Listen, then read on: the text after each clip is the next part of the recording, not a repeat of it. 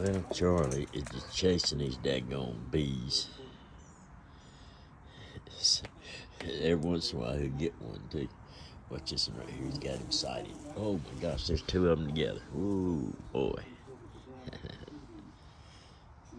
Boy, I remember when those things used to scare me to death as a kid because they were loud and made a lot of noise. You know, telling how many times and how many dance steps I learned running from them puppies. You know, it scared me to death as a little boy. But you know, it's kind of funny because there wasn't really no harm in them. I run all those years. I run from those things, man. And come here, man.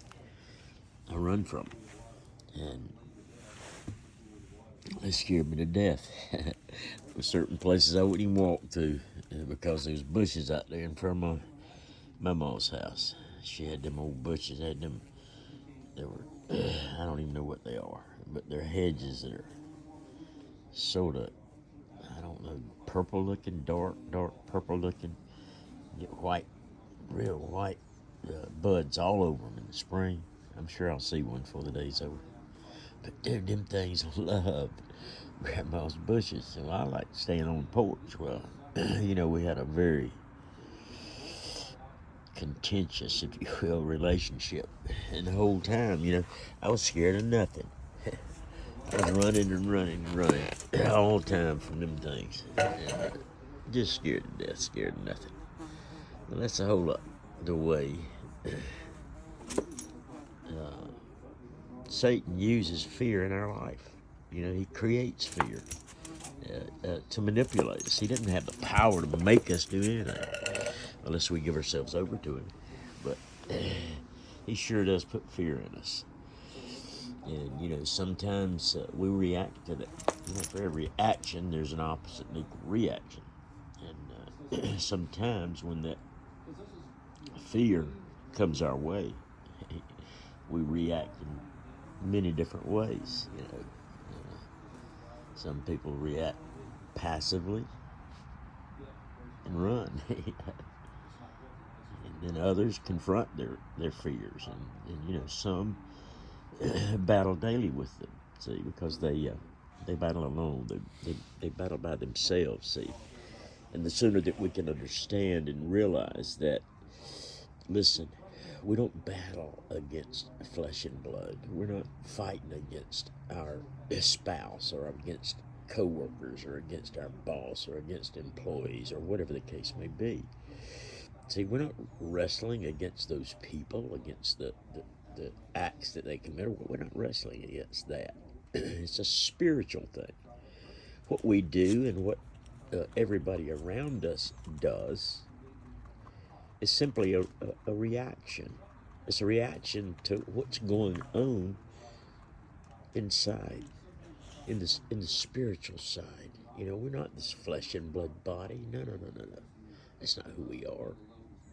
You know, we fix it up as if this is us. And you know, people spend millions of dollars getting facelifts and nose jobs and boob jobs and butt jobs and lip, on and on and on. You know,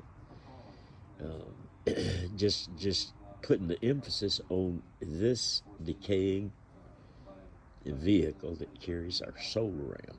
You know, we're not this flesh and blood where that little creature peeps out of those eyes, and that pretty much controls the body that we're riding in. And we have to understand that it is a spiritual fight. What we are looking at and what we deal with every day is a symptom of reality, reality in the spiritual realm. And Paul talked about it a lot. You know, the weapons of our warfare aren't carnal. You know, a lot of folks, you know, feel the need to exercise their First Amendment constitutional right to bear arms, to defend themselves. And There's a lot of people that put their trust in that. But see, you know what? I got them too. I got them in my house, you know, and it'd be a pretty bad day if anybody tried to come in my house without being invited for them. Between me and Charlie, we'd probably have a little picnic there. But you know, uh, it's not about arming ourselves that to protect ourselves necessarily. You know, that's not going to change a lot. Yeah, that's a defensive position, but that's not going to change an awful lot in terms of what's important. You know, we have to understand where our battles are, and they're in heavenly places. It's a spiritual battle. We no longer walk through this world. Yeah, we're here. We see it every day. We hear it, and but we're in it, but we're not part of it. We're not of it. We understand that we are a chosen people. That we are, in fact, a royal priesthood. You know, and we're not affected by the things that go on around us. We don't have to be. Unfortunately, most of us choose to be. Uh, Follow Jesus. Seek His presence. Let your total focus be concentrating on Him, concentrating on and talking to Him, and letting Him speak to you. I'm gonna tell you something. He does speak. That went a long time, man. I heard people say God said this to me and God said that, and I was going down here and God said no, don't do that, turn here. And you know, to the best of my knowledge, I was living, you know, as close to the foot of the cross as I could. But I'd never heard Him say a word, you know, and it really began to bother me. I mean, it bothered me a lot, man. You know, it didn't make any sense. And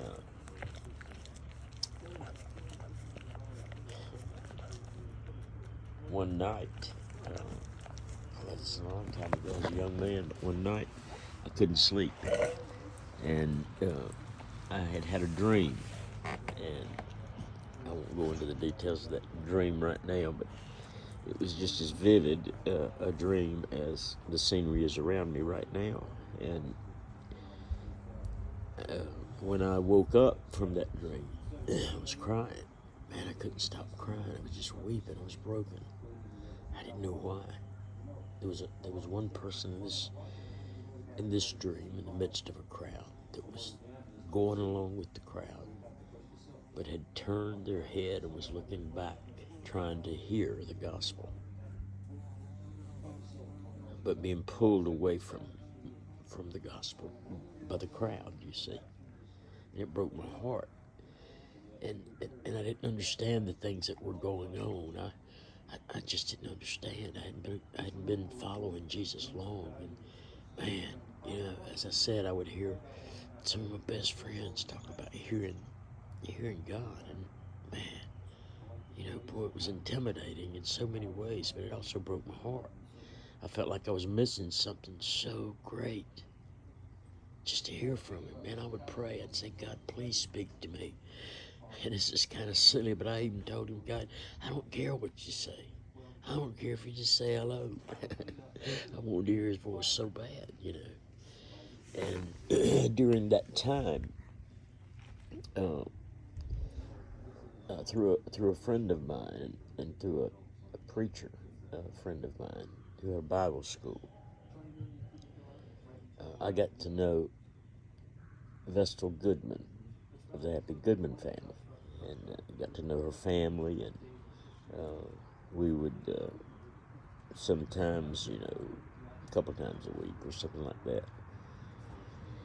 Bob would call and then three-way her in, and some friends of hers, you know, that were very similar and had a ministry and this, that, and the other, you know. And it was right in the midst of that time, and PTL was in full force. And so I went with Bob down to PTL. Many times I went. You know, he was just crazy about it. And of course, he had gotten to know about everybody down there through Howard and Vestal. So when we went down, we didn't go down like everybody else. We had certain rooms and a private dining room and a lot of things like that. And I was down there the weekend of July 4th, and they had built a replica of the upper room. And oh man, everybody that you can imagine hearing of almost in the Hollywood Christian world anyway, was there.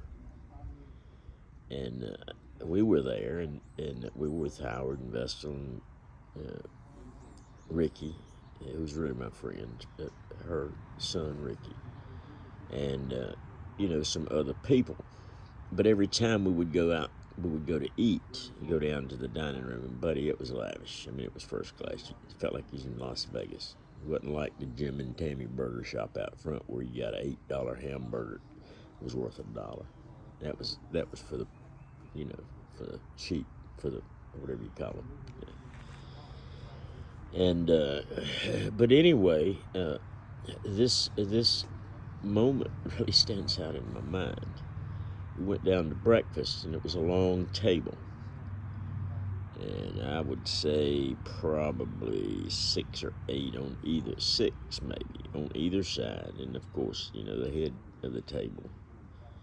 It was a big table, and so we sat down, and it struck me, man. Right across the table was C.M. Ward, and uh,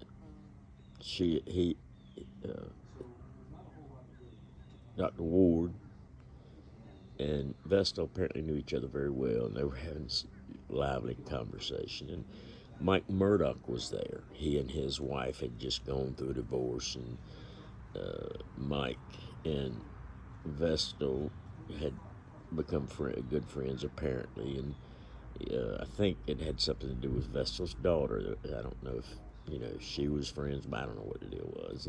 But anyway, a guy named Mike Adkins was there, and I'm talking about at our table, and Howard and Vestal and Ricky, and I don't even remember if Rusty was there or not. But it was one of those surreal moments for me. Of course, I had not been involved deeply in that. I had just in the last year or so had given my heart to the Lord and had started going to the Bible school over there, and that's kind of how that happened. But anyway, that night they were going to dedicate this upper room, and it was on worldwide television. Boy, I mean, it was like crazy. The crowd there was, man, I've been to Indianapolis 500s and World 600s, and some of the sporting events that draw some of the biggest crowds you ever seen. But if you counted all the people, man, it were lined up, packed, along and across the road, shoulder to shoulder, and it was just amazing, and so I don't remember. James Robinson was there. I'm pretty sure he's the one that preached. They put up a big tent out there, and he was at that time probably my favorite, and it was quite a night, and we marched as a group because I was with Howard and Vestal, and they only could get so many people in that upper room, so there was a particular crowd of folks that went up into the upper room to have it dedicated. And I know that Dr. Ward, all the people that I mentioned, and other people I can't even think of, and people that were pretty pretty high up connected as far as I'm concerned, that I hadn't even never heard of. So anyway, I was in that upper room, and when they prayed, and they had all kind of things going on that I really hadn't seen. They speaking stuff over one another, and all kind of stuff. It was really like I said, a very interesting time. But along with that, and I could go on and on and on and on, about the different things that I saw there. But I saw some great things. I saw a great, great, great park. where it was okay for people to bring their families, and they didn't have to take them to Disney World or somewhere like that where there's obvious constant threat of pedophilia.